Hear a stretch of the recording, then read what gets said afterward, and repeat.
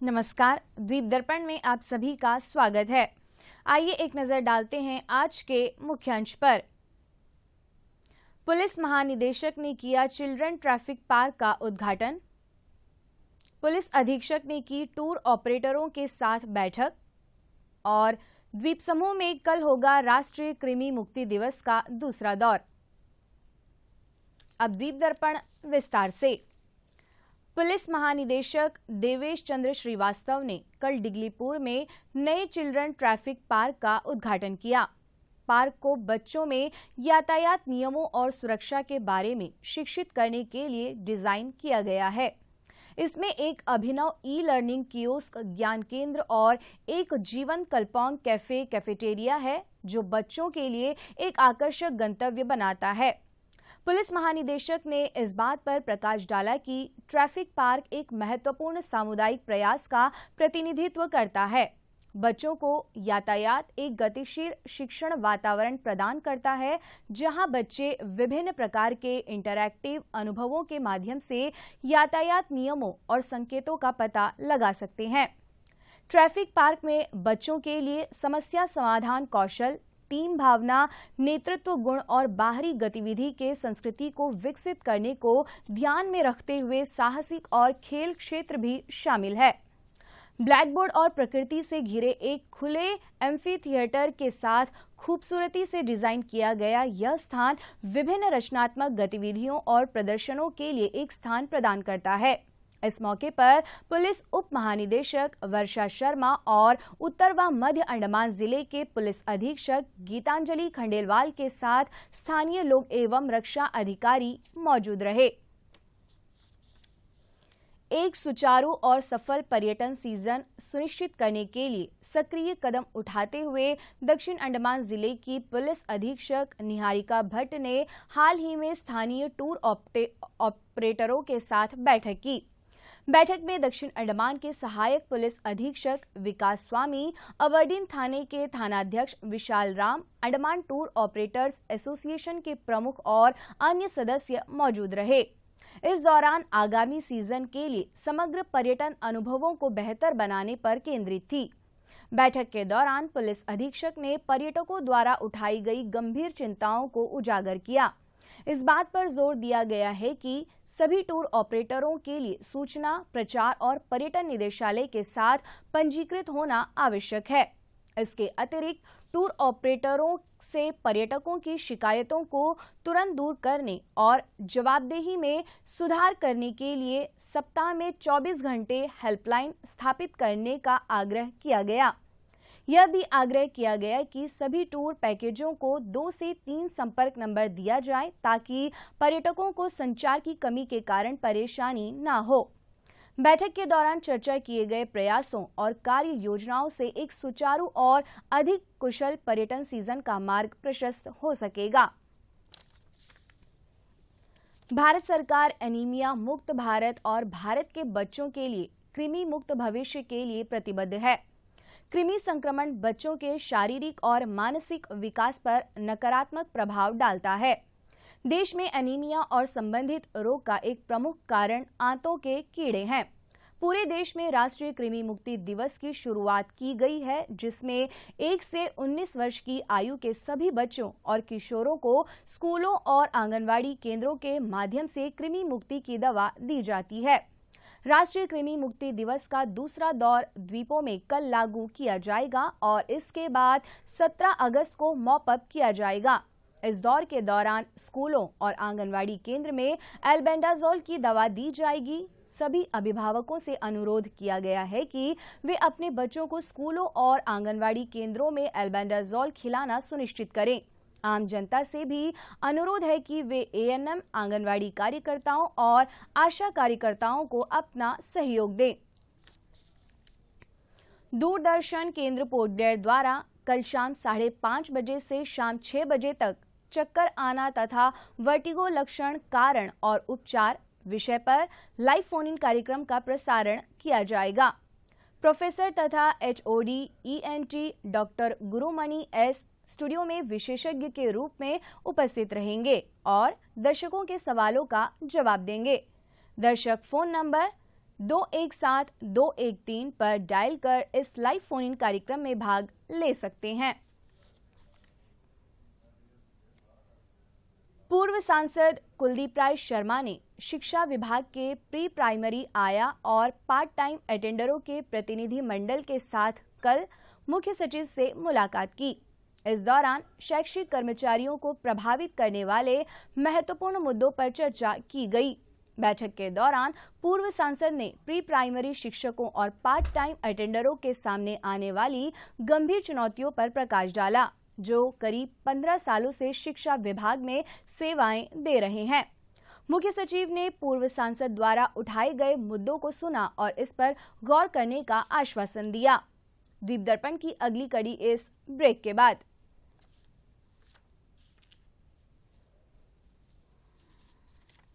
आप दूरदर्शन के national channel को टाटा प्ले पर 114 नंबर पर, एयरटेल पर 148 नंबर, सन पर 302 नंबर, हैथवे पर 40, DTH पर 175, डेन पर 138, डिश पर 193 और फ्री डिश पर 2 नंबर चैनल पर देख सकते हैं। द्वीप दर्पण में आप सभी का पुनः स्वागत है। आम जनता को सूचित किया जाता है कि जन सुनवाई शनिवार 10 अगस्त को सुबह 10 बजे विमलीगंज के ग्राम पंचायत में आयोजित की जाएगी। विद्युत निदेशक जन सुनवाई की अध्यक्षता करेंगे और बिजली संबंधी मुद्दों पर विमलीगंज के स्थानीय निवासियों के साथ बातचीत भी करेंगे। जन सुनवाई समुदाय के सदस्य को अपनी चिंताओं को व्यक्त करने, प्रतिक्रिया देने और स्थानीय महत्व के मुद्दों पर चर्चा करने के लिए एक मंच प्रदान करती है। उपभोक्ता शिकायत प्रबंधन तंत्र पर एक प्रस्तुति और लाइव डेमो दिया जाएगा ताकि उपभोक्ता अपनी शिकायतों को दर्ज करने और प्रभावी निवारण के लिए शिकायत प्रबंधन प्रणाली को अपना सके। इस दौरान नए विद्युत प्लांट की स्थापना पर भी चर्चा होगी। उद्योग निदेशालय पारंपरिक कारीगरों और शिल्पकारों को सहायता देने के लिए नोडल विभाग के रूप में PM विश्वकर्मा योजना लागू कर रहा है। PM विश्वकर्मा योजना माननीय प्रधानमंत्री द्वारा 17 सितंबर 2023 को कारीगरों और शिल्पकारों को अंतिम सहायता प्रदान करने के लिए शुरू की गई थी। इस योजना का उद्देश्य पूरे देश में ग्रामीण और शहरी क्षेत्र के कारीगरों और शिल्पकारों को सहायता प्रदान करना है। PM विश्वकर्मा योजना के तहत 18 पारंपरिक शिल्पों को शामिल किया गया है। योजना के तहत लाभार्थी को सत्यापन, ग्राम पंचायत या ULB में प्रथम राज्य सत्यापन तथा जिला कार्यान्वयन समिति द्वारा द्वितीय चरण की जांच एवं सिफारिश और स्तर के आधार पर PM विश्वकर्मा योजना के रूप में लाभार्थियों का पंजीकरण किया जाएगा।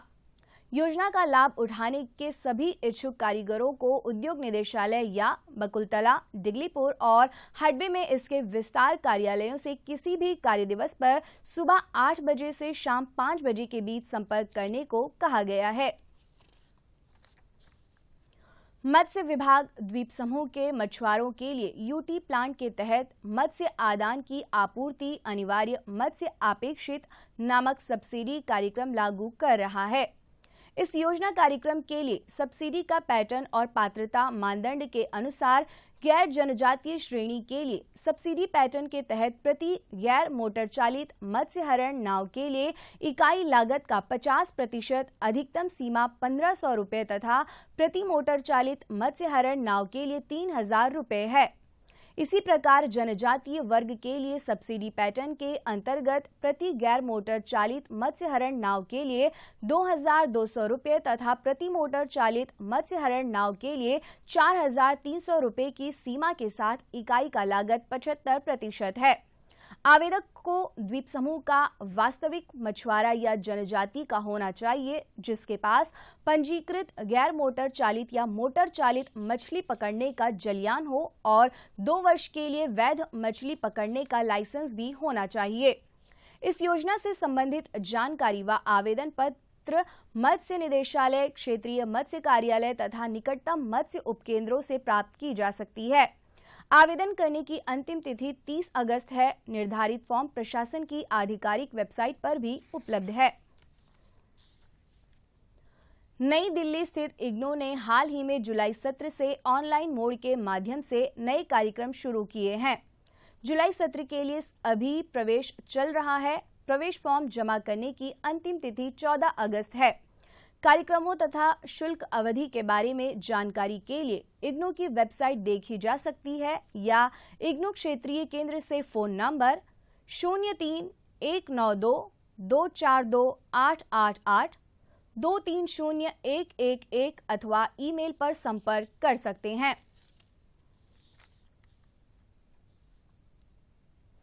अनिम्स और जीबी पंत अस्पताल में दी जाने वाली सेवाएं, उनके सुधार के लिए गए कदम और मरीजों के देखभाल पर उसका असर, इस मुद्दे पर आज अनिम्स निदेशालय के सभागार में एक बैठक आयोजित की गई।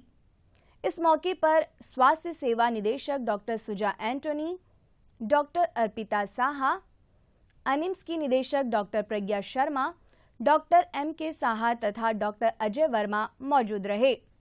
इस दौरान डॉक्टर अर्पिता साहा ने उपस्थिति को जीबी पंत अस्पताल में उपलब्ध स्वास्थ्य सुविधाओं के बारे में जानकारी दी। So let me tell you that we have around 70 wheelchairs which are in rotation at GB Pant, and it can be availed from 102. Because of these complaints, we have moderated a way. We are keeping a register at 102 from where patients can avail. 102 is the call center of GB Pant, which all of you know. We maintain a register there. Patients can come, ask for the wheelchair, उनका नाम, उनका phone number और वो कौन से ward में जा रहे हैं ये लिखा जा रहा है, so that we can track कि 1 घंटा हो गया ये व्हीलचेयर वापस क्यों नहीं आया। So as of now, as on date, मेरे वो व्हीलचेयर बे पे 5 to 8 to 10 व्हीलचेयर्स हमेशा रहते हैं, and it is monitored by me itself. I have a total of 145 CCTV cameras installed in GB Pant for security reasons all over the place, with a good memory backup. Recently, we have started with a biometric attendance implementation, जो ना ही खाली faculty animes की faculty को के attendance को monitor करती है, but मेरे सारे स्टाफ्स जो इस इंस्टीट्यूशन के अंडर में वर्किंग हैं, स्टाफ, डॉक्टर्स, पूरे उनकी अटेंडेंस और पंक्चुअलिटी को मॉनिटर किया जाता है और ये एनएमसी से मॉनिटर किया जाता है, अपार्ट फ्रॉम हमारे लेवल पे भी। We at GB Pant at present have 92 specialists, in which we have 89 specialists and 3 super specialists. We have started a scan share code solution of National Health Authority, which has been adopted an OPD counter of GB Pant Hospital, Port Blair. Now, this is to facilitate quick registration of patients. वो scan share करके आप अपनी OPD slip generate कर सकते हैं. So this is to decrease the long queues we see, and they can go to the doctors itself and don't have to stand in the OPD line. अनिम्स की निदेशक doctor प्रज्ञा शर्मा ने बताया कि लोगों को दिए जाने वाले सेवाओं के क्षेत्र में अनिम्स अपनी ओर से बेहतर प्रयास कर रहा है। हमारे पास कमी है, पर जितना भी जो भी अवेलेबिलिटी है उसमें हम बेस्ट देने की कोशिश कर रहे हैं। तो हम नई मशीन इंस्टॉल कर रहे हैं जो कि हमारी आइलैंड्स की ज़रूरत है। आइलैंड की ज़रूरत के हिसाब से EDL भी तैयार की गई है, जिसकी वजह से अब हम CMO स्टोर को भी साथ में लेके काम कर रहे हैं और सारे आइलैंड की जितनी भी फैसिलिटीज़ हैं सब पे उसी EDL के मुताबिक ही दवाइयाँ खरीदी जा रही हैं। हमने सिस्टम को पेशेंट फ्रेंडली बनाया है। हमने patient feedback system scan and share से कोशिश की है, क्यू छोटा किया है, जीरियाट्रिक पॉपुलेशन को टोकन्स दे के पहले प्रेफरेंस दे रहे हैं और लैब रिपोर्ट्स को टाइमली दे रहे हैं ताकि पेशेंट को लैब रिपोर्ट की वेट ना करनी पड़े। There are challenges with radiology, but we are still struggling hard to address the challenges और हम उनको भी बहुत जल्दी ही एड्रेस कर लेंगे, कोई प्रॉब्लम नहीं होगी। बाकी एम्बुलेंस हमारे पास ठीक है। दवाइयों में हमने खास सख्ती बरती है, जहाँ पे हम ये देख रहे हैं कि ई-फार्मेसी हमने लगाई है, कोई एक्सपायर्ड ड्रग गलती से भी किसी के पास ना चली जाए, इसके लिए हम पेशेंट का UID रख रहे हैं, ट्रैक कर रहे हैं पेशेंट को और इंश्योर कर रहे हैं। इस सारे इंटरवेंशन का, इस सारे एक्शन का जो इम्पैक्ट है वो ये है कि आज की तारीख में 40% रेफरल हम सिर्फ 1 से 1.5 साल के पीरियड में कम कर पाए। इस दौरान डॉक्टर अजय वर्मा ने अस्पताल के नवीकरण और उसका दर्जा बढ़ाने की जरूरत पर प्रकाश डाला। And equipments have been procured from the HDFC Bank through a CSR initiative, and next week we are inaugurating it. Next is facelifting of the GB Pant Hospital. It is in the process, and repair and renovation work of the old Ayush building, in which medical college is running. It is also in process. Then neonatal ICU, it has also been, renovation is in process. It will start next week. As soon as the medical ICU is inaugurated, it will start, the renovation of the neonatal ICU will start. So next is, apart from the new medical campus, the administrative building of the medical college and the library block for the students, it is almost complete, and next month they will hand over the building to us. So all the library block and administrative block will shift there. इस बीच doctor M.K. Saha ने dialysis के मरीजों को मुख्य भूमि के समान शल्य चिकित्सा सुविधा प्रदान करने के बारे में बताया। एबी फिस्टुला आप सुने होंगे, ये एक किस्म की सर्जरी है, छोटी ऑपरेशन है हालांकि, जबकि यहाँ हाथ में होती है, जिसके जरिए पेशेंट को, डायलिसिस पेशेंट को बहुत सुविधाएं होती है। तो वो सर्जरी के लिए हमें पहले यहाँ से मेनलैंड रेफर किया जाता था, और एक आध बार ऐसे भी हुए हम मेनलैंड से एबी सर्जन को बुलाए और यहाँ पे करवाए। लेकिन आज के तारीख में we are happy to announce कि we have got one assistant surgeon professor in the department of surgery, जो कि कॉम्पिटेंट है और जो आज के तारीख में कई सारे several dozens of AV fistula वो खुद करी है। तो we are really blessed to have that surgeon. Okay, so we seldom if ever send patients for AV fistula creation in the mainland unless it's a highly complicated. अगर ना हो तो हम यहीं पे करते हैं। और same surgeon is competent in doing plastic surgery also. So we earlier plastic surgeon हमारे पास नहीं होते थे, लिहाजा हमें हर एक पेशेंट को mainland भेजना पड़ता था। लेकिन आज के तारीख में उसकी ज़रूरत जो है काफ़ी हद तक कम हो चुकी है। This is a remarkable achievement. I think we should get credit for that. इस मौके पर स्वास्थ्य सेवा निदेशक सुजा एंटोनी ने कहा कि स्वास्थ्य सेवा निदेशालय द्वीप समूह के सभी अस्पतालों व उपकेंद्रों में बेहतर स्वास्थ्य सेवाएं प्रदान करने के लिए प्रतिबद्ध है। हमारा एक टर्शरी केयर हॉस्पिटल है, इसके अलावा 2 डिस्ट्रिक्ट हॉस्पिटल्स है, 22 प्राइमरी हेल्थ सेंटर्स है, 126 सब सेंटर्स है all over, 5 urban health centres है और एक आयुष हॉस्पिटल है। तो इतना बड़ा एक एस्टैब्लिशमेंट है हमारा, और हमारा यही प्रयास रहता है कि हम इन सभी इंस्टीट्यूट्स में, इन जो सब सेंटर से लेके ऊपर डिस्ट्रिक्ट हॉस्पिटल तक हमारी सर्विसेज बेहतर करें। हम एक्शन प्लान बनाते हैं जिससे कि हम पूरे डिगलीपुर से लेके कैम्बल बे के हर हेल्थ फैसिलिटी का इंस्पेक्शन करते हैं और गैप देखते हैं कि कहाँ पे प्रायोरिटाइज़ करना है, कि कौन सी बिल्डिंग को पहले हम रिपेयर्स और रेनोवेशन के लिए लेना है।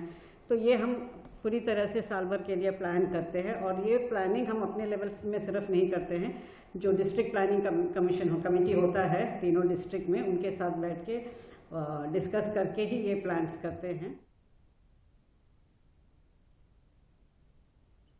अंतर्द्वीपीय जलयान यात्रा संबंधी सूचना। MV बाराटांग, स्वराज द्वीप और लॉन्ग आइलैंड होते हुए रंगत की यात्रा पर कल सवेरे 6 बजे पोर्ट ब्लेयर से प्रस्थान करेगा और इसकी वापसी कल ही दोपहर 12 बजे उन्हीं रास्तों से होते हुए पोर्ट ब्लेयर के लिए होगी। MV हडबे स्वराज द्वीप की यात्रा पर कल सवेरे 6:30 बजे पोर्ट ब्लेयर से प्रस्थान करेगा और इसकी वापसी कल ही सवेरे 9 बजे स्वराज द्वीप से पोर्ट ब्लेयर के लिए होगी। MV छोलदारी शहीद द्वीप की यात्रा पर कल सवेरे 6:30 बजे पोर्ट ब्लेयर से प्रस्थान करेगा और इसकी वापसी कल ही सवेरे 8:45 पर शहीद द्वीप से पोर्ट ब्लेयर के लिए होगी। MV जॉली बॉय शहीद द्वीप की यात्रा पर कल दिन में 11 बजे पोर्ट ब्लेयर से प्रस्थान करेगा और इसकी वापसी कल ही दोपहर 2:30 बजे शहीद द्वीप से स्वराज द्वीप होते हुए पोर्ट ब्लेयर के लिए होगी। MV लॉन्ग आइलैंड स्वराज द्वीप की यात्रा पर कल दिन में 11:30 बजे पोर्ट ब्लेयर से प्रस्थान करेगा और इसकी वापसी कल ही शाम 3:30 बजे स्वराज द्वीप से शहीद द्वीप होते हुए पोर्ट ब्लेयर के लिए होगी। MV हडबे शहीद द्वीप होते हुए स्वराज द्वीप की यात्रा पर कल दोपहर बाद 2:30 बजे पोर्ट ब्लेयर से प्रस्थान करेगा और इसकी वापसी अगले दिन सवेरे 5:30 बजे स्वराज द्वीप से शहीद द्वीप होते हुए पोर्ट ब्लेयर के लिए होगी। सभी जलयानों के यात्रा कार्यक्रम मौसम की स्थिति पर निर्भर होंगे। अंत में मुख्य अंश एक बार फिर। पुलिस महानिदेशक ने किया चिल्ड्रन ट्रैफिक पार्क का उद्घाटन। पुलिस अधीक्षक ने की टूर ऑपरेटरों के साथ बैठक। और द्वीप समूह में कल होगा राष्ट्रीय कृमि मुक्ति दिवस का दूसरा दौर। इसी के साथ ही आज का यह द्वीप दर्पण कार्यक्रम यहीं पर समाप्त होता है। नमस्कार।